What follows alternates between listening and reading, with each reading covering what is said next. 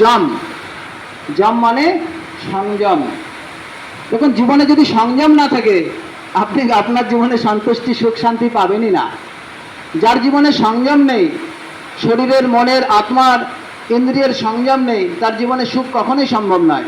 সারা জীবন সে দুঃখী হয়ে থাকবে। তাই জমের প্রথম অঙ্গ হচ্ছে জম।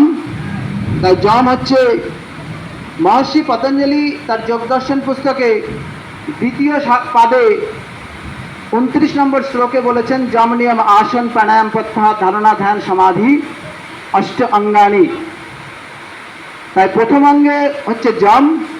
জম মানে কি? জম মানে হচ্ছে আপনার জীবনে যা কিছু অশুভ রয়েছে তাকে অশুভ জায়গা থেকে সরিয়ে শুভের দিকে প্রেরণ করা, সেটাই হচ্ছে জম। অর্থাৎ আপনার শরীর, মন এবং ইন্দ্রিয় যদি অশুভ দিকে ধাবিত হয়, বিপথে চালিত হয়, সেই জায়গাটা থেকে সরিয়ে যখন শুভের দিকে প্রেরণা করবেন, সেটাই হচ্ছে জম। विश्वानि देवा सवितर दुरितानि पराशुभ जद भद्रम तन्न आशुभ। अर्थात दुरित से हटते जाओ और भद्रों से जीवन को भरते जाओ। तदा दष्टु सर्ववस्थानम। महर्षि पतंजलि का योग दर्शन सूत्रे तृतीय सूत्रे गিয়ে বলেছেন तदा दष्टु सर्ववस्थानम।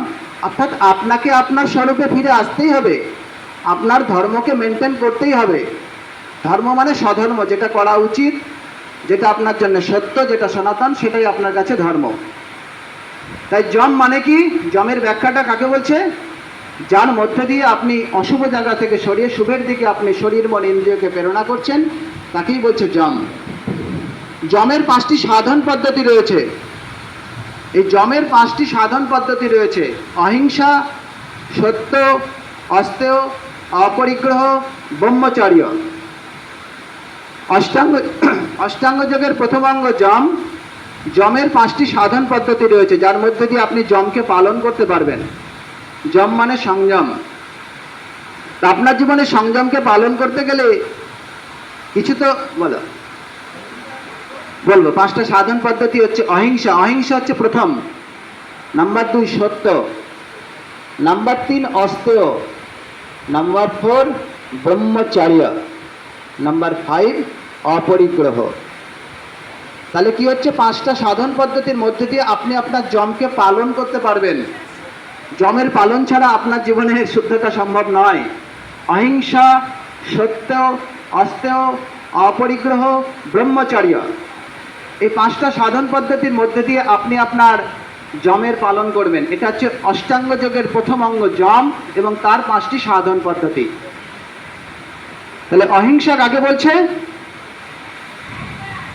অহিংসা, সত্য, অস্তেয়, অস্তেয়, অস্তেয় দন্তস্বয় তয় করব না। অর্থাৎ আপনার মন দ্বারা, বচন দ্বারা, বাণী দ্বারা, ব্যবহার দ্বারা, কর্ম দ্বারা কোনো যেন হিংসা না হয়। হিংসা না করাই হচ্ছে অহিংসা। অর্থাৎ মনসা বাচা কর্মণা, কাউকে কোনো কষ্ট দেব না। শুধুমাত্র যে কাউকে কর্ম দিয়ে কষ্ট হয় তা না, মন দিয়েও কখনো কষ্ট দেওয়া যায়, বাণী দ্বারা কষ্ট দেওয়া যায়, আপনার ব্যবহার দ্বারা কেউ কষ্ট পেতে পারে। তাই মন দিয়ে, বচন দিয়ে, বাণী দিয়ে, ব্যবহার দিয়ে, কোনো কিছু দিয়েই আপনি কাউকে কষ্ট দেবেন না। এটাই অহিংসা। मनसा वाचा कर्मणा किसी का कष्ट नहीं देना। आपसे सबका भला हो लेकिन किसी का बुरा मत हो।